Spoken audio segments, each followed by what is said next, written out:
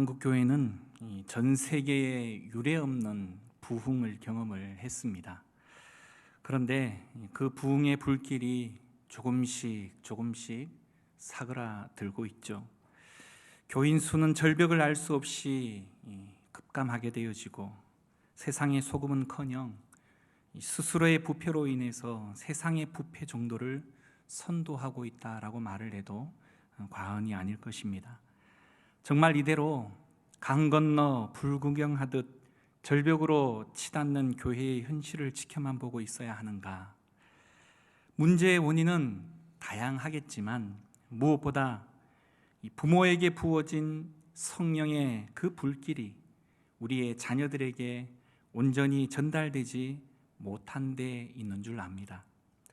하나님께서 부모인 우리들에게 주신 그 영성이 자녀들에게 동일하게 전달되지 않는 것은 바로 우리 부모 세대인 기성세대 그리고 목회자들의 책임인 것입니다. 그리고 그 책임의 중심에 바로 교회가 있는 것이죠. 그래서 이 문제에 대한 해결점으로 다음 세대를 바로 세우는 일에서부터 시작해 보자는 것입니다. 더 늦기 전에 말이죠. 우리 세대뿐 아니라 어떻게 해야 다음 세대도 이전 세대가 누렸던 그 은혜를 누리게 할 수 있을 것인가를 심도 있게 고민해야 한다는 것입니다. 하지만 자녀를 믿음으로 교육한다라는 것은 어느 누구에게나, 목사인 저에게도 말처럼 그리 쉬운 문제는 아닌 것 같습니다. 요즘 우리 아이들은 그 문화를 소비하는 특징을 가진 세대이기에 단 1초에 120여 장의 화면 전환이 이루어지는 핸드폰만 열게 되어지면 전 세계뿐만이 아니라 우주의 신비마저도 다 보여줄 것만 같은 그런 환상적인 미디어에 노출이 되어져 있습니다. 문제는 그러한 미디어의 대부분이 우리가 신앙하는 하나님과는 바로 적대적이거나 아예 관심을 보여주지 않는다는 것이죠. 신앙이나 성경에 관한 나름 괜찮게 제작된 극소수의 영상조차도 이단들의 작품인 경우가 허다합니다. 따라서 자녀들이 이런 세속주의 가치관에 깊이 빠지게 되면 부모는 자녀 교육에 올인해서 뼈 빠지게 고생하고서도 자녀와 함께 자녀를 통해 그 신앙의 참 행복을 맛볼 수가 없게 되어지는 것이죠. 집안에서 신앙의 첫 주자이다 보니 신앙의 소중함을 그 누구보다 절감해서 자녀들이 신앙을 잘 계승해 주었으면 하는 그 바람이 절실한 한 목사님이 있었습니다. 그리고 그 책임을 교회 학교에서 잘 감당해 주기를 소망하며 부모로서의 책임을 소홀히 했던 결과를 최근 톡톡히 치르고 있다라고 이야기를 한 분이 있었습니다. 사춘기를 한참 지나고 있는 북한 군인도 두려워하는 중학생 아들과 새벽 4시에 신앙에 관한 열띤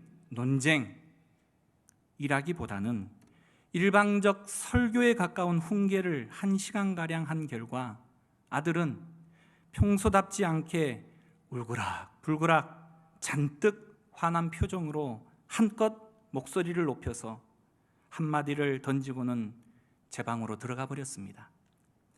녀석이 한 말에 아버지는 한참을 굳게 닫힌 그 방문만 쳐다볼 수밖에 없었죠. 난 아빠가 소원하는 하나님을 믿는 일은 절대 없을 거야.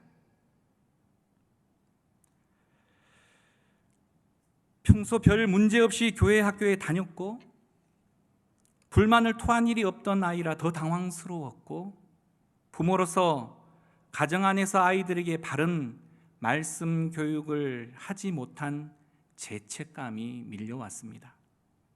물론 사춘기를 지나며 가치관과 존재에 대한 수많은 의문과 그 갈등에서 비롯된 행동이었을 것이다 라는 추측이 충분히 가능했지만 녀석의 말은 바로 저의 가슴에 큰 대못을 하나 박아 놓았습니다. 사랑하는 여러분, 러시아의 공격을 받아 전쟁을 벌이는 우크라이나와 그 땅만 전쟁터가 아니라는 것이죠.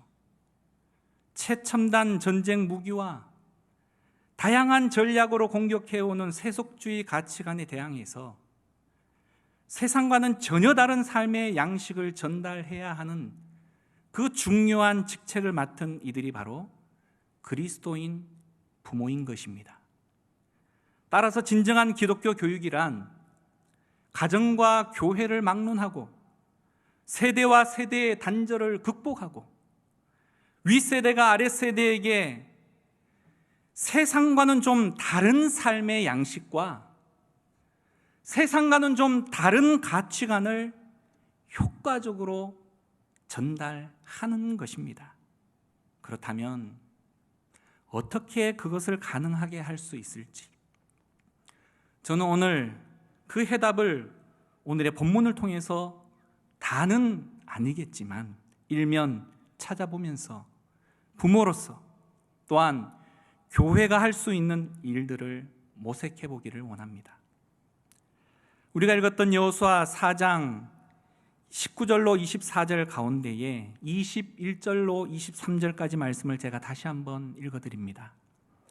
이스라엘 자손들에게 말하여 이르되 후일에 너희의 자손들이 그들의 아버지에게 묻기를 이 돌들은 무슨 뜻이니까 하거든 너희는 너희의 자손들에게 알게 하여 이르기를 이스라엘이 마른 땅을 밟고 이 요단을 건넜음이라. 23절 같이 해볼까요? 너희의 하나님 여호와께서 요단물을 너희 앞에서 마르게 하사 너희를 건너게 하신 것이 너희의 하나님 여호와께서 우리 앞에 홍해를 말리시고 우리를 건너게 하심과 같았나니. 세상과는 다른 가치관, 그 삶의 양식을 부모가 자녀에게 전달하려면 요단강을 마른 땅으로 걷는 경험이 우리에게 있어야 합니다.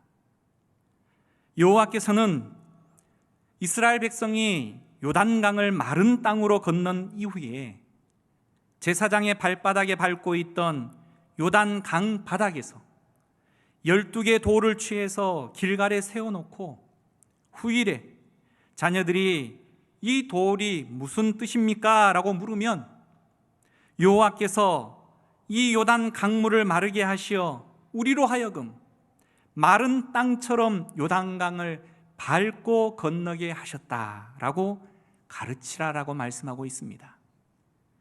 요단강을 마른 땅으로 이스라엘이 건너는 그 경험을 통해서 이스라엘 가운데 거하시는 여호와는 살아계신 하나님이며 온 땅의 주인이라는 사실을 깨닫게 하라는 것입니다.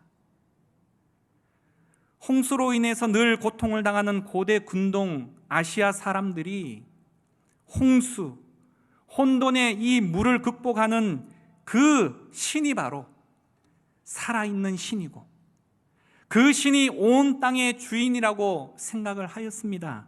당연하겠죠. 따라서 가나안 사람들이 볼 때도 그 요단강 바닥에 제사장의 발바닥이 닿는 순간 요단 강물이 마른 사건은 이스라엘 가운데 거하시는 하나님이 살아계신 하나님이요 온 땅의 주인이라는 사실을 인정하지 않을 수 없게 된 것입니다. 그래서 여호수아 5장 1절은 이렇게 말하고 있습니다.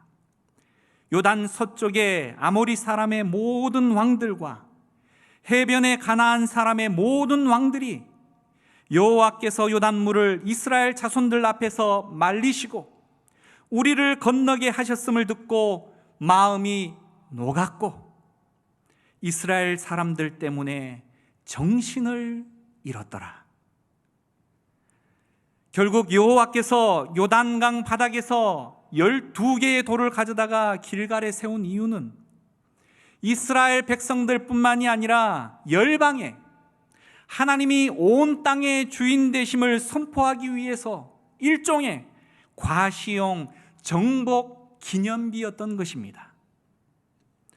이스라엘 백성이 요단강물을 마른 땅으로 건넌 이후에 길갈에 돌을 세웠던 것처럼 오늘 우리에게도 요단강을 마른 땅으로 건넌 이후에 하나님이 우리 삶 가운데 행하신 위대한 일들을 우리 주변의 이웃들에게 알 수 있을 만한 그러한 기념비가 있어야 한다는 것입니다. 저 사람의 모습을 보니 하나님이 분명히 살아계시고 저들이 믿는 하나님은 온 땅의 주인이라고 주변 사람들이 인정할 만한 삶의 변화와 삶의 열매가 있어야 한다는 것이죠. 이는 그저 술 먹다가 안 먹고 가지 말아야 할 곳에 가지 않는 정도의 그런 삶의 변화나 양식 그 이상을 말하는 것입니다.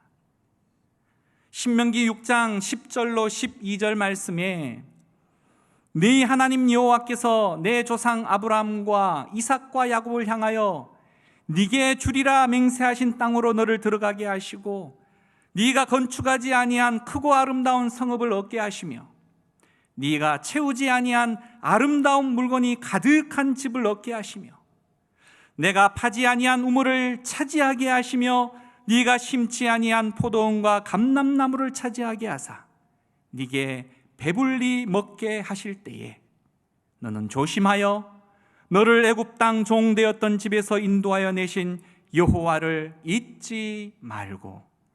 아멘. 요단강을 건넌 다음에 이스라엘 백성들은 그들이 짓지 않는 집에, 그들이 채우지 않는 물건을, 그들이 파지 않은 샘물을, 심지 않은 포도원과 감람나무의 과실을 먹었습니다. 그러하기에 요단강을 건넌다라는 것은 전에는 자신이 나의 삶의 주인이었지만 이제는 주님이 나의 삶의 주인이라고 하는 그 인식의 변화를 확실하게 겪을 것을 의미하고 있다라는 것입니다. 여러분은 지금 현재 살고 계신 집이 여러분이 스스로가 노력해서 얻은 집이 아니라 하나님이 주신 선물이라고 생각을 하십니까? 내가 쓰고 있는 물건이 내가 채운 것이 아니라 하나님이 선물로 주신 것이고, 내가 마신 눈물은 내가 판 것이 아니라 하나님이 주신 것이고, 내가 먹는 과실은 내가 심지 아니한 과실이라고 하는 것을 확실하게 인정하고 그 모든 것을 주시고 허락하신 하나님 앞에 진심으로 감사하며 거저 주신 것에 대해 소유권을 주장하기보다 나누고 베푸는 일에 앞장서고 계십니까? 만약 그러하시다면 여러분은 요단강을 마른 땅으로 건넌 분들이십니다. 단지 머리로만 하나님이 다 주셨지 이게 아니라 실제 우리의 삶 가운데에서 우리 주변에 있는 사람들이 우리를 바라볼 때 저 사람이 자신의 재물, 자신의 시간, 자신의 재능을 사용하는 것을 지켜보니 삶의 주인이 자신이 아니라 그들이 믿는 하나님이 진정으로 맞구나 라고 인정할 만큼의 심각한 삶의 변화, 그리고 그 삶의 열매가 있어야 한다는 것입니다. 그렇다면 우리는 하나님이 땅을 주셨기에 그저 고마워하면서 살면 되는 것일까요? 여호와께서 주시는 땅 안에 살려면 그 땅을 자기 백성에게 주시는 이유가 무엇인지를 우리는 알아야 합니다. 여호와께서는 자기 백성만을 위해 가나안 민족을 몰아낸 것이 결코 아니라는 사실이죠. 만일 그러시다면 여호와는 그저 이스라엘의 민족 수호신에 불과할 뿐일 것입니다. 그렇다면 하나님께서는 왜 가나안 민족들을 가만히 잘 살고 있었던 그들을 쫓아내셨을까요? 그 이유는 가나안 족속이 그들의 죄악으로 인하여 더러워졌고 그 땅 역시 그들의 죄악으로 인하여 오염되었기 때문이다라고 말하고 있습니다. 그래서 여호와께서는 요단강을 마르게 하심으로 온 땅의 주인이심을 드러내신 이후에 사악하고 부패한 가나안 민족을 쫓아내시고 이스라엘에게 그 땅을 선물로 하사하신 것입니다. 여기에서 주목할 점은 이스라엘이 주의 언약궤를 따라 바로 그 약속의 땅 가나안으로 들어갔다는 것입니다. 십계명이 든 언약궤를 맨 제사장의 뒤를 따라가는 이스라엘 12지파를 한번 가만히 상상해 보시길 원합니다. 하나님이 주시는 약속의 땅에 들어가려면, 하나님이 주시는 그 약속의 땅에 들어가면 오직 하나님 한 분만을 섬기며 우상을 만들어 섬기지 않고 함부로 하나님의 이름을 망명되이 일컫지 아니하며 탐욕의 일상적인 흐름을 정지시키고 안식일을 거룩하게 지키겠다라고 맹세한 그 언약의 증서를 들고 가나안으로 들어가는 공동체야말로 공평과 정의, 긍휼과 사랑이 넘치는 공동체가 아닐까요?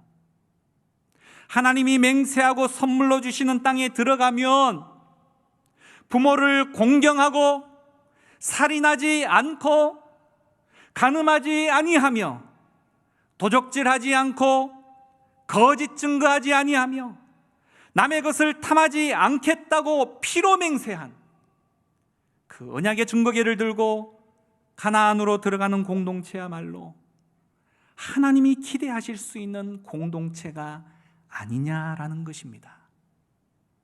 이 일을 위해 하나님께서는 40여 년 동안이나 이스라엘을 그 모진 광야 생활을 통해서 훈련을 시키셨습니다.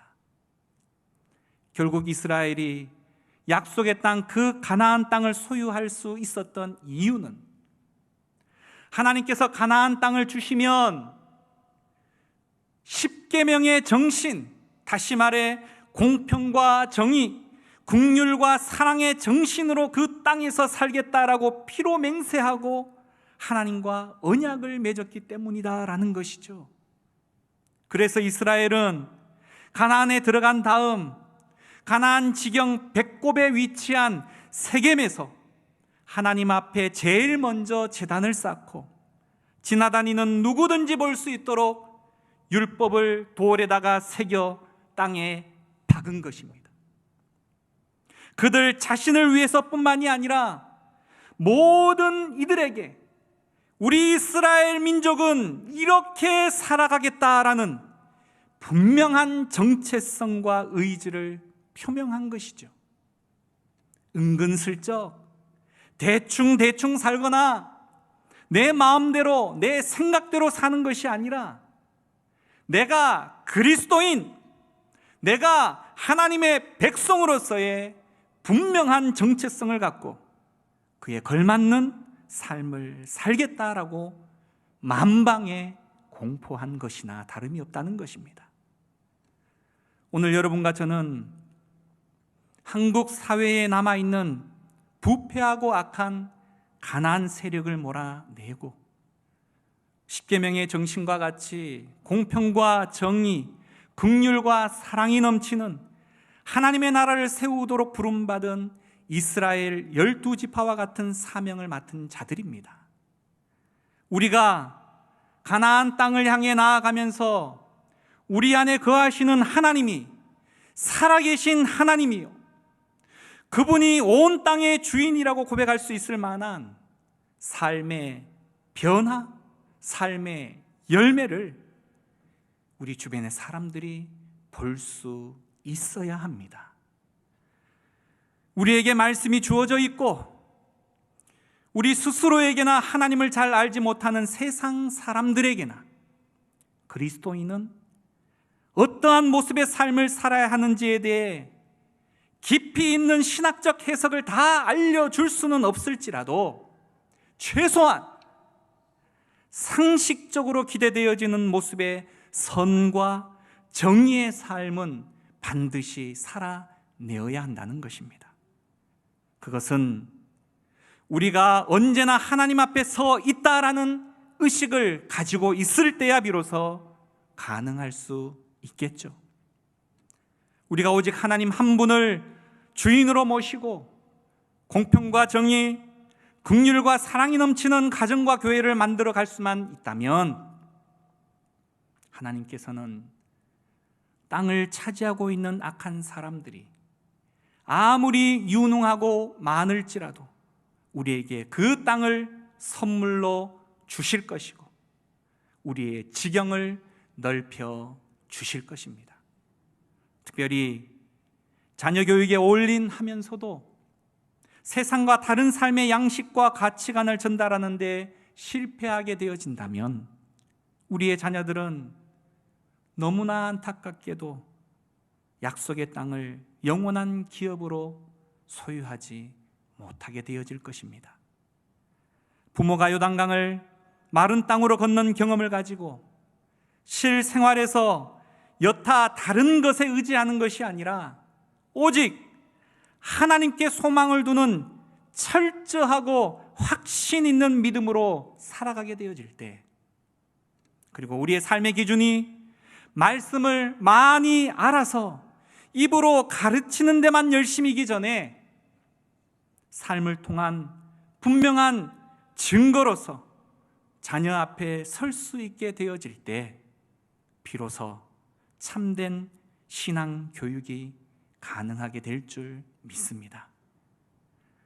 부모의 삶 속에서 하나님이 행하신 위대한 일들을 우리의 자녀들이 비로소 경험하게 되어진다면 나도 우리 부모님의 삶을 바꾸어 놓은 저 아름다운 믿음의 삶의 결과물을 가지게 하신 그 하나님을 영원히 섬기며 경외하겠습니다 라는 그 고백 들으실 수 있게 되어질 겁니다.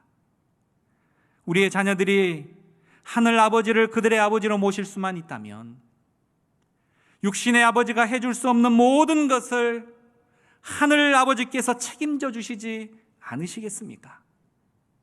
부모 세대 여러분, 그러한 삶을 살아내실 수 있기를 간절히 소망합니다. 그래서 신앙을 위대한 유산이라고 말을 하지 않습니까? 이에 성실교회도 기존의 교회, 학교의 모델을 조금 보완해서 진행하려고 합니다. 세대별로 드리는 예배가 가지는 여러 가지 장점도 있겠지만 또한 분명한 한계도 드러내 보이기 때문입니다. 결국 우리는 세대별 예배와 더불어 부모와 함께하는 예배, 일명 세대 통합 예배라고 말할 수 있겠죠. 이것을 통해서 그 여백을 채워 나가고자 하는 것입니다. 어린아이들도 얼마든지 성령님의 강력한 임재 예배를 체험할 수 있고 또한 그렇게 되어져야만 합니다. 그 예배를 통해 하나님의 임재를 이제는 가정 안으로까지 가져갈 수 있게 되어질 것을 기대합니다. 같은 자리에서 함께 들은 말씀을 개인이 아니라 가정이 실천하는 목표로 세우며 교회와 가정이 연합하여 자녀 세대를 책임지는 것이죠. 부모도 자녀 앞에서 하나님의 말씀을 순종하는 모습을 보여야 하고 말씀의 동일한 기준으로 가정을 세워 나가야 할 줄 압니다. 이로써 우리는 가족이 함께할 수 있는 시간과 동일한 말씀과 은혜를 경험하며 나눌 수 있는 기회를 얻게 되어질 것이고 자녀를 신앙으로 세우는 주체로서의 부모와 가정으로서의 변모를 갖출 수 있는 계기를 마련할 기회를 얻게 되어질 것입니다. 일주일에 온 가족이 함께 할 수 있는 시간을 확보하기가 정말 어려운 시대를 살아가고 있는 지금, 우리는 이 새로운 예배 형태를 통해 가족이 함께 예배함으로 영육의 친수감의 시간을 갖게 되고 신앙의 유산과 새로운 목표를 공유하며 마음과 힘을 합할 수 있는 기회를 얻게 되어질 것입니다. 바라기는 우리 당대만 예수 잘 믿는 그런 가정, 그런 교회가 아니라 다음 세대에게 그 복을 흘려보내는 가정과 교회가 되어질 수 있기를 간절히 소망합니다. 이 시간 함께 기도하기를 원합니다. 여러분, 우리는 지금 자녀에게 무엇을 남겨주려 애쓰고 있습니까? 주님은 너희 자녀를 위해서 울라라고 말씀하셨습니다. 우리 아이들의 가슴 속에, 우리의 삶 속에서 역사하시는 그 하나님은 지금도 여전히 살아 역사하는 하나님이시고 온 땅을 다스리시는 주인이심을, 긍휼과 정의, 사랑의 정신으로 믿음을 삶으로 드러내는 생활을 통해 우리 자녀들의 가슴에 그 신앙을 새겨줄 수만 있다면 우리 아이들은 영원히 우리 하나님 여호와를 경외하며 살아가게 되어질 것입니다. 사랑하는 하나님, 우리에게 맡겨진 귀한 자녀들을 그렇게 믿음으로 인도하게 하여 주옵소서. 이 시간 여러분의 자녀들과 다음 세대를 위해서 이 시간 함께 잠시 기도하시죠. 기도하겠습니다.